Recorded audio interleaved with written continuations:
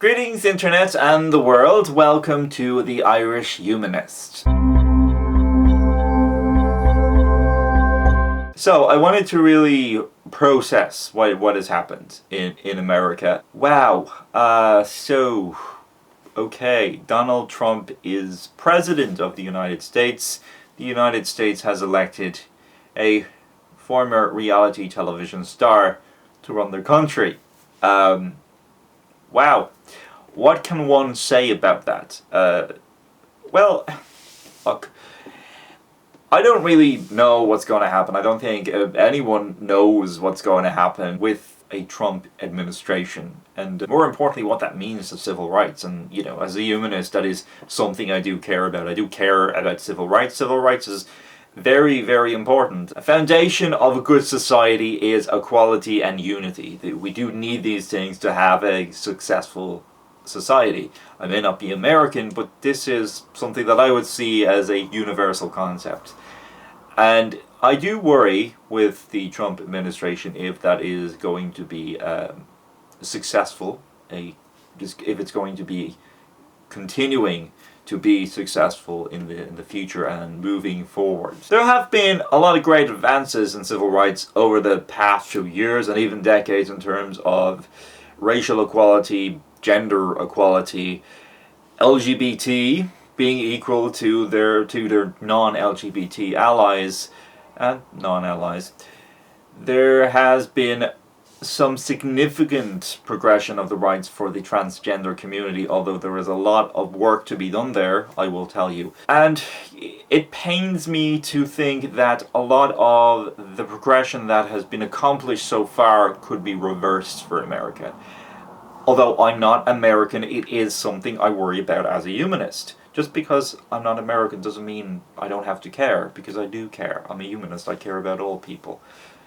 So it is something that I do worry about as a humanist and as someone who I do actually regard myself as a human rights activist, because I'm actively speaking out against discrimination and I'm actively supporting and endorsing equality and unity of all human beings and all people. But reading an awful lot of the information in the news and such of some of Trump's statements, he's made some questionable statements. He recently made a statement that autism is caused by vaccines, which he's not the first person to make that idiotic statement. There's been quite a few radicals who've made statements like that.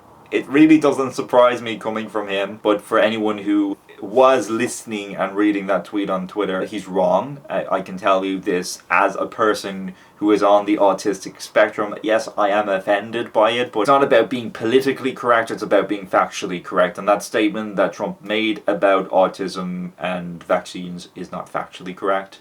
And he needs to be called out on that shit. And I did call him out on that shit on Twitter, and I'm very proud of that. And other things that have come up is that he's saying he's fine with marriage equality. It's law, it's the matter is closed and such.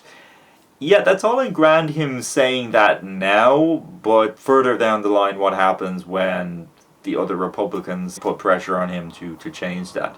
Is he going to cave? Is he going to change his mind again? Because he seems to be flip-flopping quite a lot. He's already kind of flip-flopped on the issue of Obamacare. It is interesting to me that something he was so passionately against, he's now all of a sudden backpedaling on that. Who knows at this point what Trump is going to stay consistent on and what he's not going to stay consistent on. He is a wild card and very unpredictable, and in many ways that is the danger of having such a man with such great power, great political power and authority, that his plans are unknown, his plans are mysterious in many ways. It's actually understandable that a lot of Americans, a lot of liberal Americans, Democrats, would be terrified of even the idea that he is the commander-in-chief of the United States of America. That is a frightful thought, but the world, especially Americans, should try to be hopeful. Maybe he will not be as bad as we think. But while being hopeful and positive, we have to be realistic. And just by being hopeful, that does not mean that you should not fight whenever discrimination occurs. You should absolutely fight, you should absolutely protest.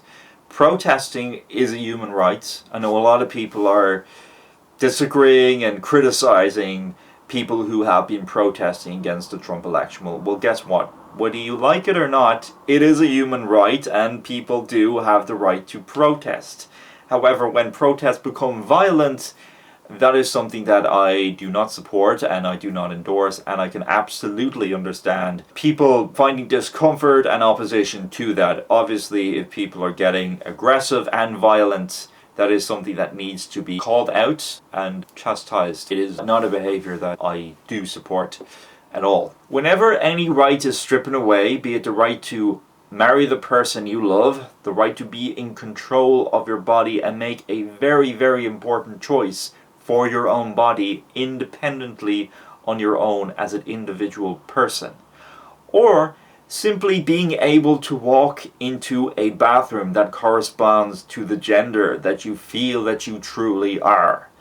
Whenever any of these rights are stripped away or prevented from being secured, do not go silently about it. Protest this. Even get on social media.